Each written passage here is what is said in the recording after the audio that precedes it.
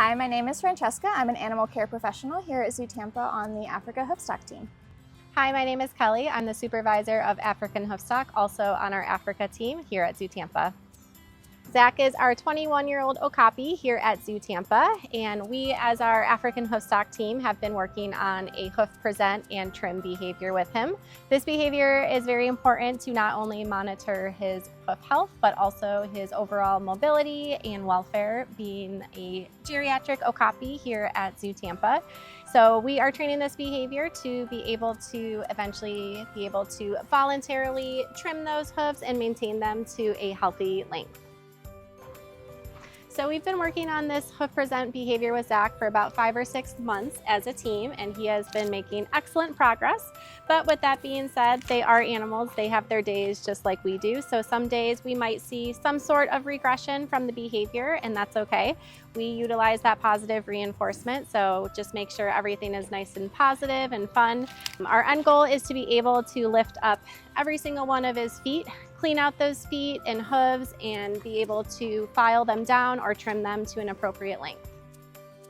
We've trained Zach a variety of behaviors here at the zoo. Some of them are more simpler behaviors compared to the hoof present behavior, but all of those simple behaviors that you might see us asking, such as a move up behavior or a target behavior, have really been a true building block for our relationship with Zach, and also the ability to train a complex behavior like this.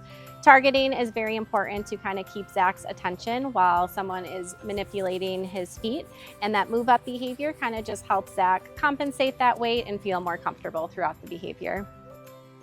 Zach is definitely a unique case. So many years ago, Zach actually had an injury on his front right foot. He actually broke his front right outer digit, and that toe had to be amputated. So he does only have the inner digit on that front right. You will see him sometimes kind of lifting this foot. He doesn't love having a whole lot of weight on it, but luckily he's been able to compensate very, very well and still live a really good life. So it's very important for us to be able to lift that foot, look underneath it, brush it out, pick it out, which he's done amazing with. So that has been awesome.